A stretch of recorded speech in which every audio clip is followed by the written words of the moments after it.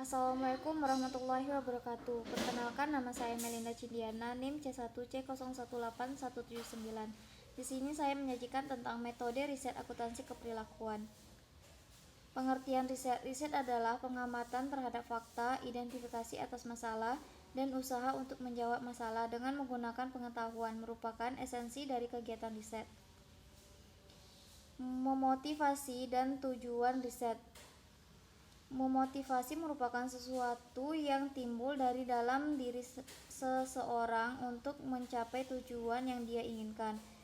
Motivasi seseorang melakukan riset boleh jadi merupakan keinginan yang timbul dari dalam dirinya untuk memecahkan masalah maupun persoalan yang ada. Adapun tujuan umum seseorang melakukan riset adalah mengetahui jawaban dari masalah ataupun persoalan tersebut. Banyak literatur menjelaskan bahwa motivasi dan tujuan riset secara umum pada dasarnya sama, yakni riset pada prinsip ditimbulkan oleh dua sisi yang saling berkaitan. Manfaat dan pentingnya riset. Yang pertama, memberikan gambaran terkini terhadap minat khusus dalam bidang baru yang ingin diperkenalkan. Yang kedua, membantu mengidentifikasikan kesenjangan riset. Yang ketiga, untuk meninjau dengan membandingkan dan membedakan kegiatan riset melalui subbidang akuntansi, seperti akuntansi keuangan, audit, akuntansi manajemen, akuntansi informasi, akuntansi sistem pasar modal, dan perpajakan. Memahami replikasi. Salah satu strategi dalam melakukan riset adalah melakukan replikasi. Replikasi merupakan gabungan dari kata duplikasi dan repetisi. Replikasi adalah pengulangan suatu studi atau riset yang melakukan secara sengaja. Adapun pemahaman replikasi, yang pertama menguji temuan umum riset, yang kedua menguji validasi temuan riset dengan populasi berbeda, yang ketiga menguji kecenderungan atau perubahan waktu, yang keempat menguji temuan-temuan penting menggunakan metode yang berbeda. Pemilihan data atau sampel riset. Yang pertama, populasi. Elemen populasi merupakan subjek berdasarkan pengukuran yang diambil dan juga merupakan unit studi. Populasi sendiri merupakan wilayah yang terdiri atas sekelompok orang, kejadian, atau segala sesuatu yang mempunyai karakteristik tertentu yang berkaitan dengan harapan penelitian dalam pengambilan beberapa kesimpulan. Yang kedua, sampel riset. Sampel merupakan bagian dari jumlah maupun karakteristik yang dimiliki oleh produksi dan dipilih secara hati-hati dari populasi tersebut. Yang ketiga, teknik penarikan sampel. Ada empat teknik. Yang pertama, pengambilan sampel riset dengan biaya yang murah.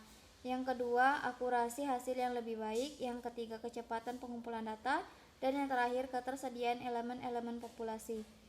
Sumber dan metode pengumpulan data. Yang pertama, jenis data terbagi menjadi 3, yaitu data subjek, data fisik, dan data dokumenter. Sumber data terdiri dari 2, yaitu data primer dan data sekunder. Validasi dan keandalan. Terdapat beberapa validasi, antara lain validasi isi merupakan pokok pertimbangan untuk setiap pertanyaan yang diajukan dan diukur dalam istilah-istilah yang berhubungan dengan relevansi terhadap konsep yang diukur. Validasi predikit adalah validasi yang berkaitan dengan keakuratan suatu pengujian atau pengukuran dalam memprediksi perilaku, mengharuskan adanya kriteria atau indikator eksternal terhadap apa yang harus diprediksi. Yang ketiga, validasi konkuren adalah validasi yang berkaitan dengan hubungan antara alat ukur dan kriteria sekarang atau masa lalu. Yang keempat, validasi konstruksi adalah validasi yang berdasarkan pada suatu pertimbangan tentang kesesuaian hasil pengedaran tersebut dengan teori bermanfaat untuk mengukur fenomena yang tidak memiliki kriteria eksternal.